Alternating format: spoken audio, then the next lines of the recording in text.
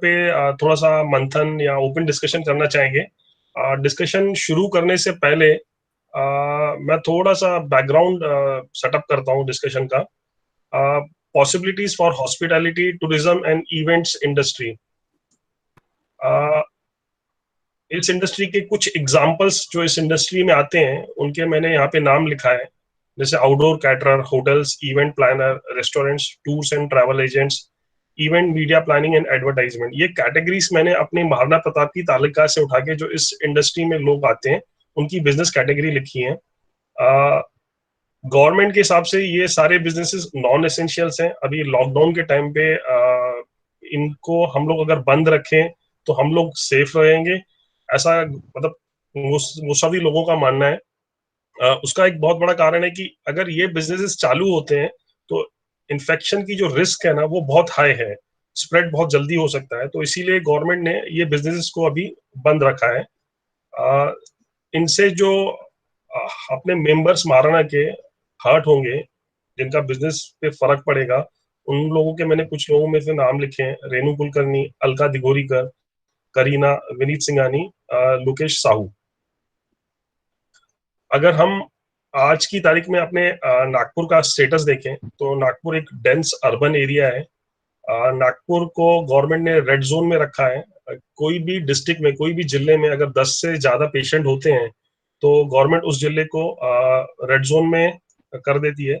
All over India में करीब 180 जिले हैं, 180 डिस्ट्रिक्ट्स हैं जिनको रेड जोन बनाया गया है। और फिर डिस्ट्रिक्ट के अंदर कुछ स्पेसिफिक एरियाज होती हैं जहाँ पे बहुत ज्यादा इन्फेक्शन मिलता है, तो उस एरियाज को गवर्नमेंट हॉटस्पॉट डिक्लेयर कर देती है और उनको पूरा सील कर देती है, और उस एरिया के अंदर ना कोई दुकानें खुलती है, ना कोई बिजनेस एक्टिविटी होती है। जैसे कि नागपुर में एग्जांपल है सतरंजीपुरा, मोमिनपुरा, बालदारपुरा, शांति नगर। ये सब गांधीबाग इतवारी के आसपास की एरिया है, और अपना मेन जो बिजनेस सेंटर है नागपुर का वो वही है। आज कल रात तक जो अपडेट था, अपने नागपुर में करीब 135 पेशेंट्स मिले हैं। तो यहाँ पर मैं आप लोगों से एक सवाल करना चाहूंगा कि जो ये इंडस्ट्री है, हॉस्पिटैलिटी, टूरिज्म, ट्रैवल, आप लोगों का क्या गैस है कि कब नागपुर में खुल सकती है? अगर कुछ आप में से कोई बोलना चाहेगा तो अपना माइक ऑन करके बता सकता है कि आप लोगों का क्या एस्टिमेट है कि गवर्नमेंट इस इंडस्ट्री को कब तक नागपुर में चालू कर सकती है। Any guesses? कम से कम 6 महीने से 1 साल तक तो डिफिकल्ट है। राइट, 6 महीने से 1 साल। और कोई? कैलाश भाई, मुझे ये लगता है जब तक कोई क्योर टेम्पररी नहीं निकलता है, कोई पिल्स या वैक्सीन, तब तक ही ये चीजें बंद रहेंगी, ऐसा मुझे लगता है। बिकॉज जो मेहनत अब तक गवर्नमेंट ने की है लॉकडाउन करके, जैसे ये खुलेगा तो एपिडेमिक फिर से स्प्रेड अप हो सकता है। So unless until there is a cure और vaccination found out, these things are not going to open up, and some things will be working from home, जैसे पार्सल डिलीवरी होटल्स की चालू है, online transactions चालू है, online industry चालू है। तो ये भी एक फायदा है कि कहीं ना कहीं बिजनेस थोड़े बहुत 20-25% पे ऑपरेट कर रहे हैं। दैट इज माय गेस कि जब तक कोई परमानेंट क्योर नहीं निकलता ये चीजें बंद रहेंगी। जो खाने की डिलीवरी का सिस्टम है, मतलब होटल रेस्टोरेंट चालू और घर पे डिलीवर करवा रहे हैं, उससे बहुत ही कम बिजनेस हो रहा है। और उसमें भी अगर कुछ इन्फेक्शन हुए तो गवर्नमेंट तुरंत वो भी बंद कर देगी। अभी किसी का बीच में माइक और अनुरोध जी, आप कुछ बोलना चाह रहे हैं? यस, मैं कुछ बोलूं? हाँ बोलिए। मेरे ख्याल से आने वाले 1 या 2 महीने में बिजनेसेस तो चालू हो जाएंगे, लेकिन साइकोलॉजिकल इम्पैक्ट कंज्यूमर्स पे इतना ज्यादा है कि लोग प्रेफर नहीं करेंगे। बहुत ही नेसेसरी है तो ही ट्रैवल करेंगे, बहुत ही नेसेसरी है तो ही इवेंट कोई ऑर्गेनाइज करेंगे, लेकिन लोग जाने के लिए सोचेंगे उसके अंदर में।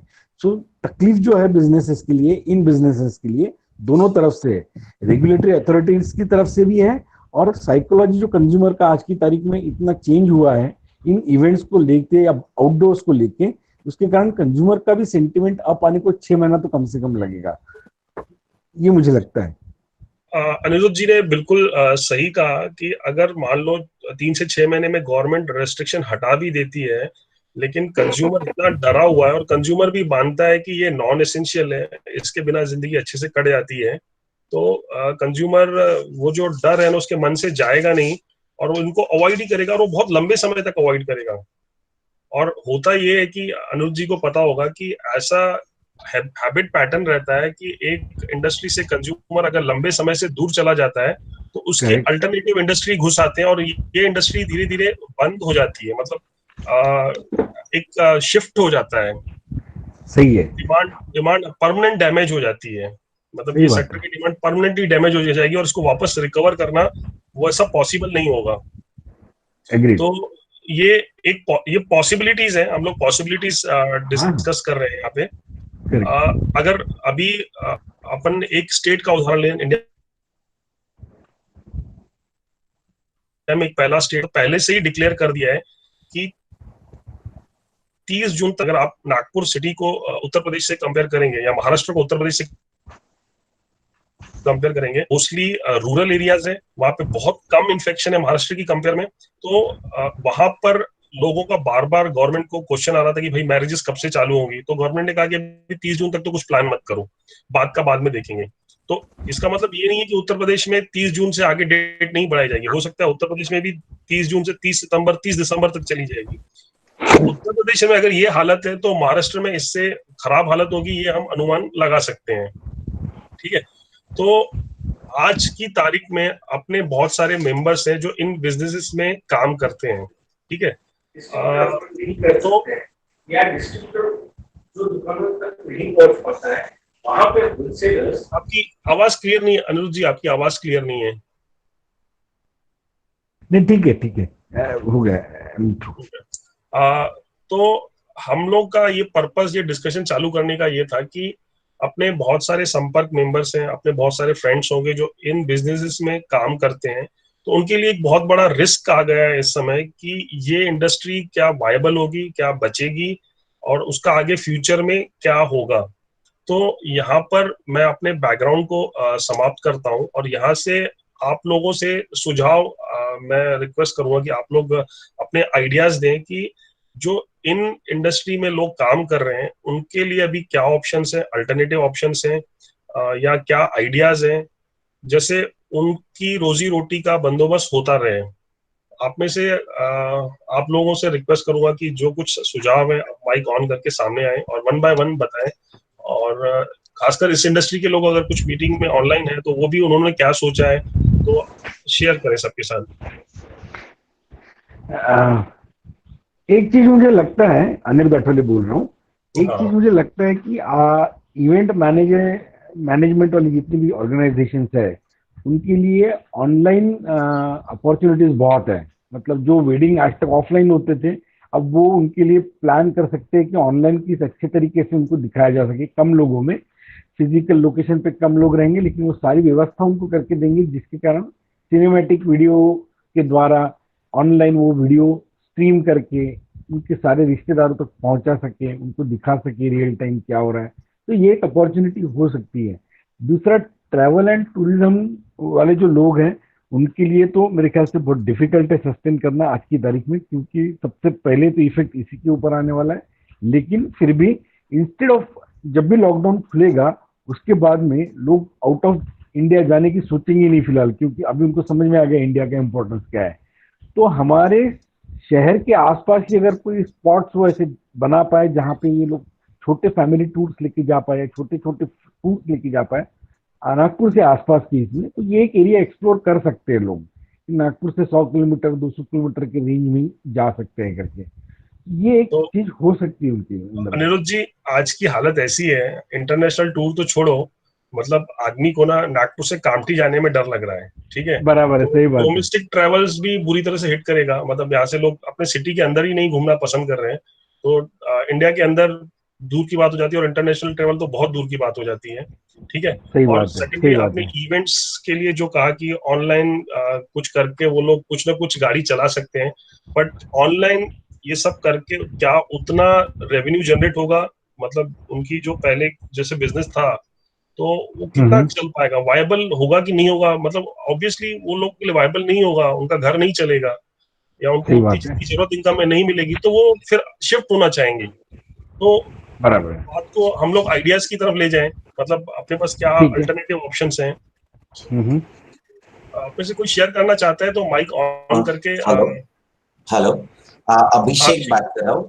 बेसिकली मैं सर जितने लोगों के साथ बात किया उसमें मुझे ये पता चला है कि आगे जाके एजुकेशन इंडस्ट्री ज्यादा ग्रो करने वाली है। तो ये सेक्टर्स में जो भी एजुकेशन है वो अगर साइमल्टेनियसली एक अलग सेक्शन खड़ा करे तो उसमें बहुत अच्छा स्कोप हो सकता है। तो वो ऑनलाइन एजुकेशन हो या फिजिकल एजुकेशन हो, फिजिकल एजुकेशन बाद में कर सकते हैं, लेकिन इन सेक्शंस में पर्टिकुलरली अगर एजुकेशन शुरू करते हैं तो मुझे लगता है कि उनको एक अच्छा स्कोप शुरू हो सकता है।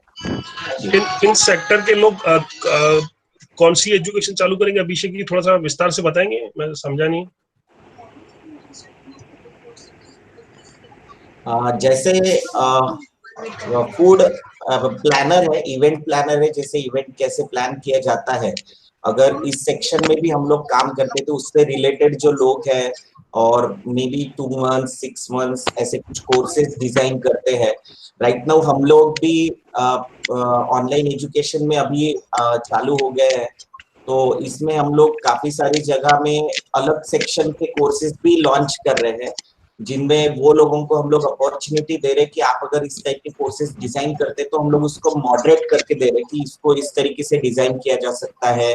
राइट नाउ जैसे वेब डिजाइन में हम लोगों ने कुछ लोगों को अपॉर्चुनिटीज दी है, कुछ लोगों को सोशल मीडिया मार्केटिंग में दी है, कुछ लोगों को ग्राफिक डिजाइन में दी है, मैनेजमेंट में दी है। तो अगर टूर्स एंड ट्रैवल्स इसमें भी कुछ अगर ऐसा कुछ कर सकते हैं तो वो मुझे लगता है कि एजुकेशन सेक्टर के हिसाब से एक बहुत अच्छा ऑप्शन हो सकता है। अभिषेक जी, फिर भी एक शंका रहेगी, देखिए ये लोग अपने अपने जो सेक्टर है उसमें एक्सपर्ट हैं, और जो एजुकेशन देंगे या ऑनलाइन ट्रेनिंग्स देंगे, ऑनलाइन क्लासेस देंगे, वो अपने सेक्टर से ही रिलेटेड देंगे, ठीक है। yes. और जब कंज्यूमर के मन में डर है कि ये सेक्टर कभी घुटने ही नहीं वाले हैं, तो वो इस सेक्टर्स की एजुकेशन लेने क्यों आएंगे जब पता है कि उनको इंडस्ट्री चालू ही नहीं होगी, ठीक है, या बहुत कम बिजनेस होगा। तो उनकी एजुकेशन की डिमांड या ऑनलाइन क्लासेस की डिमांड भी है, वो भी बहुत कम रहेगी, एक ये पॉसिबिलिटी है। और जो अभी ट्रेंड हो रहा है, जो शिफ्टिंग हो रही है मार्केट में, मैं ये अभी जो बिजनेस एक्सपर्ट्स हैं उनकी कुछ डेटा हमने कलेक्ट की है। इंडिया की जो ग्लोबल पोजीशन है आज की तारीख में, और कौन से सेक्टर्स हैं जिसमें अभी ये नई दुनिया जो चालू हो गई है और उनके कारण डिमांड जो बढ़ी है, उसमें से कुछ सेक्टर्स के मैं नाम बताता हूँ। एक फार्मा इंडस्ट्री है, एक केमिकल इंडस्ट्री है, एक एफएमसीजी इंडस्ट्री और एक एग्रीकल्चर है, रूरल बेस्ड इकोनॉमी। तो गवर्नमेंट ने भी आगे अपने स्टेट्स को डायरेक्टिव्स दिए हैं कि ये आने वाले समय में अभी इन सेक्टर्स में डिमांड बढ़ गई है। अपने बहुत सारे फैक्ट्रीज हैं दवाइयों की जो 24/7 चल रही है और नॉन स्टॉप एक्सपोर्ट कर रही हैं। सेम केमिकल, एफएमसीजी और एग्रीकल्चर सेक्टर में हो रहा है। तो ये गवर्नमेंट की तरफ से जो सुझाव आए हैं कि जैसे जैसे समय निकलता है और हमें पता चलता है कि शिफ्ट कौन सी तरफ जा रहा है, मतलब कुछ सेक्टर्स बंद होंगे और कुछ सेक्टर्स में डिमांड बढ़ेगी या नए कुछ सेक्टर्स जनरेट होंगे, तो ये लोग अगर इस दिशा में सोचना शुरू करते हैं, जैसे कि मैंने नाम लिए, मैं फिर से नाम रिपीट करता हूँ, फार्मा, दवाइयाँ, medical, chemicals, FMCG, consumer goods, non durable और एग्रीकल्चर। श्रेया जी, आप माइक को म्यूट करेंगे। हाँ, मैं बताना चाहूंगी, जैसे स्पेसिफिकली जैसे अपन ने बात की करीना का, जैसे इवेंट है या जो सर्विसेज प्रोवाइड कर रहे हैं रिलेटेड टू से meetings and might be advertising events etcetera. मुझे लगता है कि देखो इन सब में एक एंगल होता है, क्रिएटिव एंगल होता है इन सब प्रोफेशंस में। तो एक तो मैं ये नहीं कहना, सजेस्ट नहीं करना चाहूंगी कि वो अपनी बिजनेस को ये सोचिए कि कुछ नहीं होगा। अनिरुद्ध का जो आइडिया है कि कई फैमिलीज में मैरिजेस और फंक्शंस होंगे, तो उसको एक कैसे नए समाज में कैसे प्रस्तुत करना है, उसके लिए वो क्रिएटिविटी करीना और इस तरह की बिजनेसेस को डेफिनेटली सोचना चाहिए अलग एंगल से। दूसरा मुझे कहना है कि क्लीनिंग सॉल्यूशंस, क्योंकि देखो फ्रॉम अपार्टमेंट्स टू रेजिडेंस, जैसे कि ये अभिषेक कह रहे हैं कि कुछ कोर्सेज कराने चाहिए। मुझे लगता है कि जो टिपिकल बाइयाँ या हेल्पर्स होते हैं उनको एग्जैक्ट क्लीनिंग कैसे करना है, आज के जो माहौल और आजकल जो अवेयरनेस जो बढ़ गई है समाज में, तो definitely cleaning solutions and cleaning services, इनमें लोगों का काफी झुकाव होगा। And I am quite sure complexes, buildings and apartments, trained resources जिनके पास करेक्ट इक्विपमेंट है, उन बिजनेसेस को भी बिजनेसेस मिल सकती है, क्योंकि स्कूल्स, कॉलेजेस ये सब खुलने वाले हैं। तो इनको जरूरी नहीं है कि उनके पास they will outsource this work, और they will like to internally train their own staff, जो उनका एग्जिस्टिंग स्टाफ है। तो इस बिजनेस में भी लोग देख सकते हैं। तीसरा, मुझे लगता है कि हम सब के अंदर जो भी बिजनेसमैन है, हमने इस लॉकडाउन पीरियड में रियलाइज किया होगा कि हमारे अंदर भी कुछ टैलेंट है। तो like recently I saw one person that she made lot of these creative crochet के पेंसिल बॉक्स एंड ऑफिस के कुछ आइटम्स।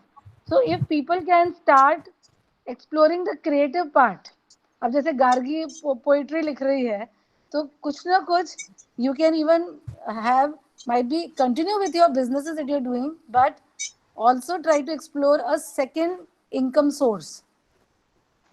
ये मुझे लगता है। तो उसके लिए जो अपने आप जैसे ये मंथन लिखा है टॉपिक का, तो वो तो मंथन इंडिविजुअल्स को करना होगा।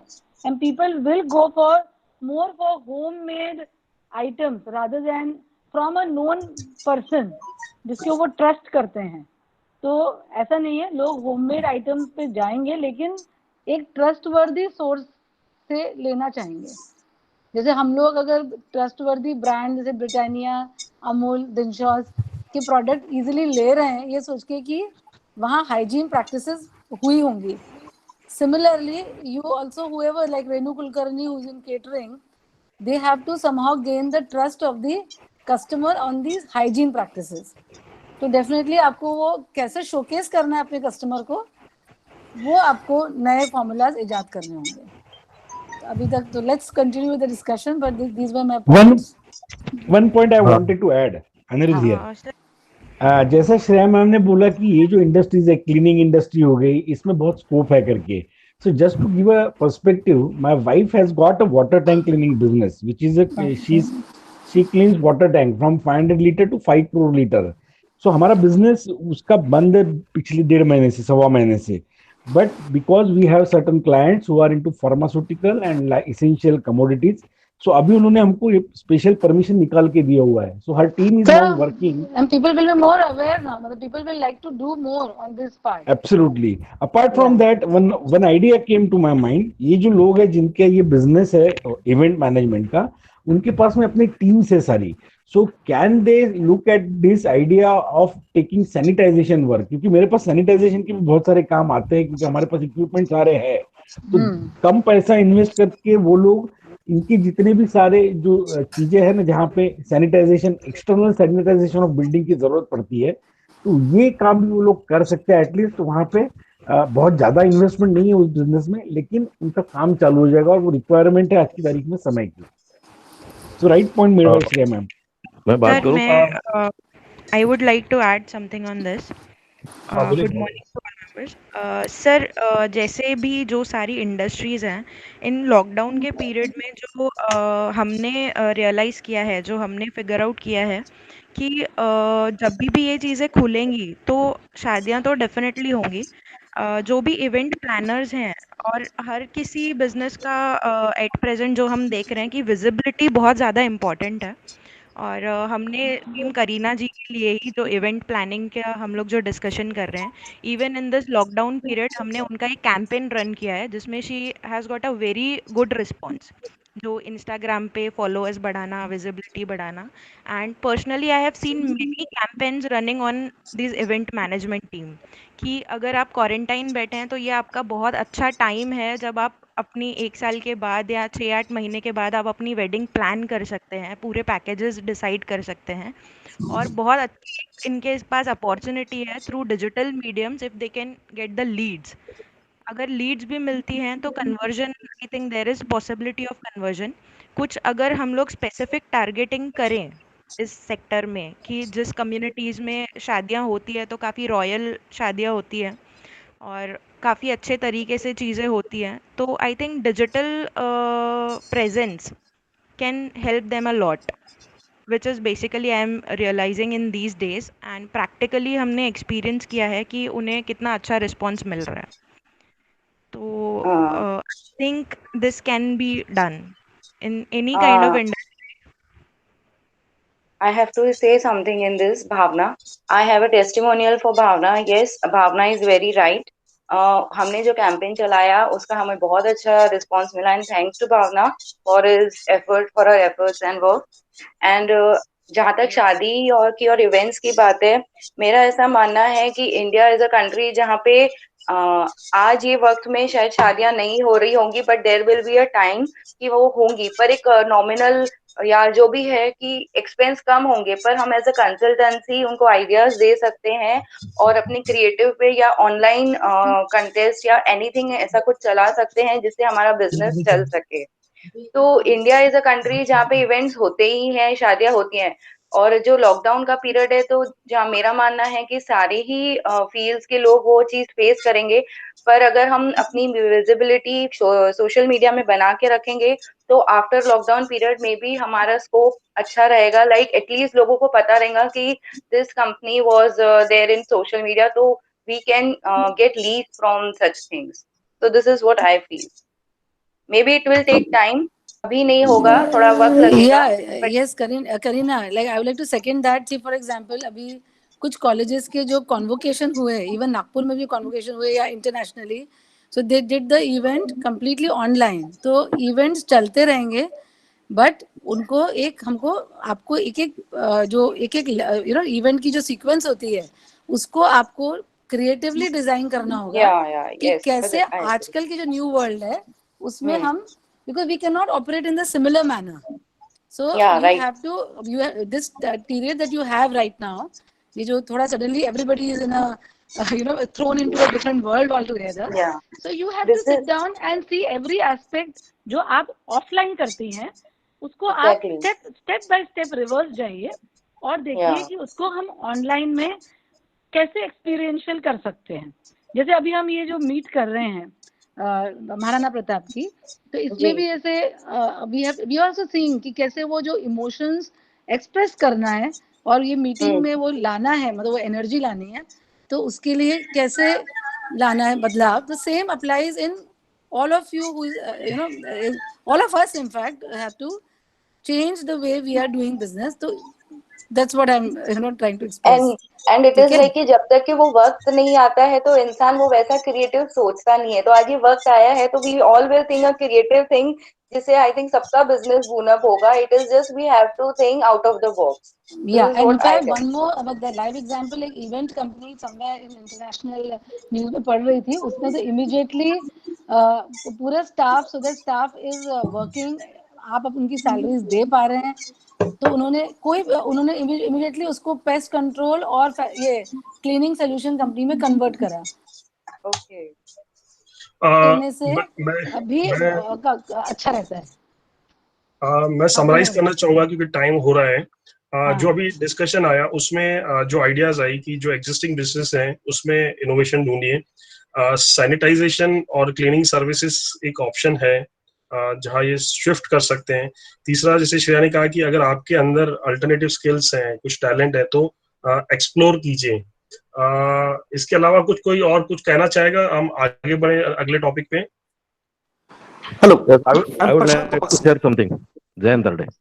हाँ जयंत जी। ओके, इसमें मैं एक सजेस्ट करता हूँ कि there is a good scope for insurance people in this area, particular life insurance and health insurance particularly. कैसे शिफ्ट हो सकते हैं? From 1980 to 2005 I was a hardcore manufacturer at Hingna MIDC and I from industry to I shifted to this service industry. तो same way आज के date पे भी insurance के लिए बहुत रिक्वायरमेंट है, बहुत ज्यादा रिक्वायरमेंट। और इसमें भी कोई आना चाहते हैं, yes I am there to help them. I can guide them how to come into the business and how to do business online and everything. Thank you. Thanks Jayant ji. ये स्पेसिफिकली हाँ सर, मैं कुछ कहना चाहूँगी। इस पे कंक्लूड करना है हम लोग, नहीं तो इसी टॉपिक पे रहेंगे। ओके सर, नो ठीक इश्यूज। है। हेलो, हाँ थैंक्स। ये प्रशांत इस सुपासनी इंडस्ट्री, सर। हाँ प्रशांत जी बोलिए। हाँ जी, I wanted to add something.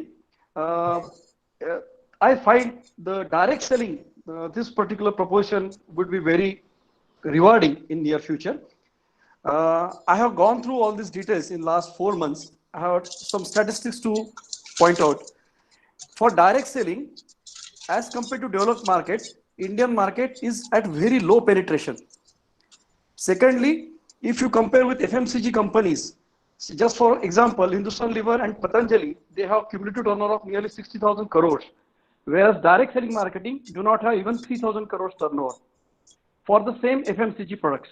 So it is very good proposition to have a second income, and this particular field, I believe, is going to take up like anything in next 6 months to 1 year's time. Thank you. Thank you Prashant जी।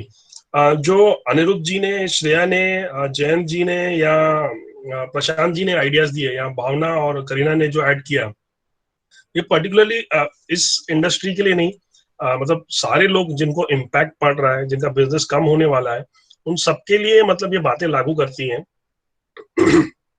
तो यहाँ पे मैं ये topic को and करना चाहूंगा और आगे बढ़ेंगे। हमारा अगला इवेंट है, इवेंट इंडस्ट्री वालों की तरफ से लोकेश, करीना, भावना कोऑर्डिनेट करेंगे। महाराणा प्रताप मेंबर्स के लिए हमने हाउजी रखी है सैटरडे 2 में 5 बजे।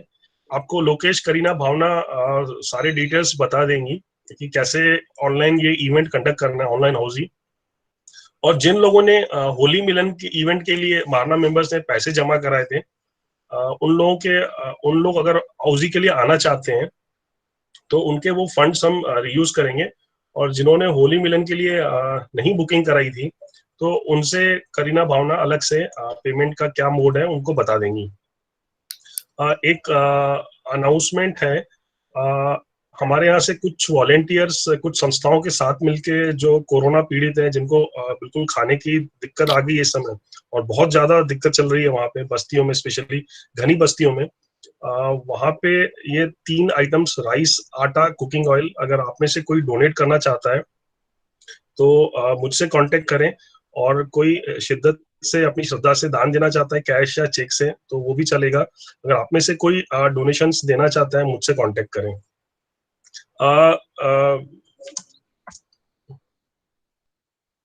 प्रदीप जी यहाँ पे, प्रदीप जी, राहुल जी, आप सुन पा रहे हैं?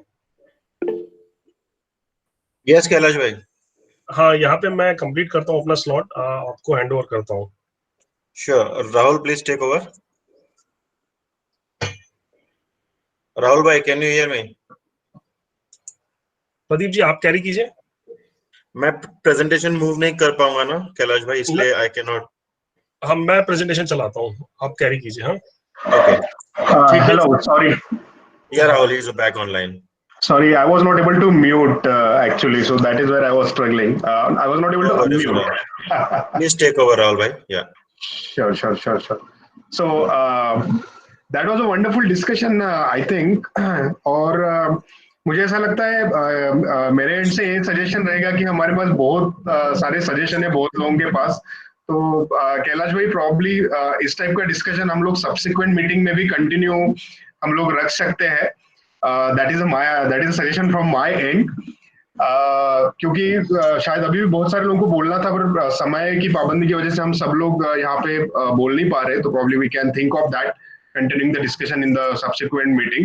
Apart from that, मेरी सभी मेंबर से गुजारिश है कि हमारे पास एक और एवेन्यू, हम सब लोग हमारे व्हाट्सएप ग्रुप में ज्वाइंड है, तो वहाँ पे भी हम लोग हमारे डिटेल्ड व्यू रख सकते हैं और वहाँ पे भी ये डिस्कशन को हम कंटिन्यू रख सकते हैं और करना चाहिए। आई गेस ऐसे समय में हम लोग हम एक दूसरे की अगर हेल्प कर सके तो बहुत बढ़िया होगा। And that is what is संपर्क इज ऑल अबाउट।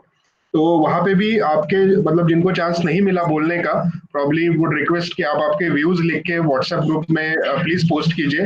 हो सकता है हम में से किसी को कुछ उससे क्लिक हो जाए और आगे बढ़ने में, सर्वाइव करने में मदद मिले। So thank you very much for all of you who has contributed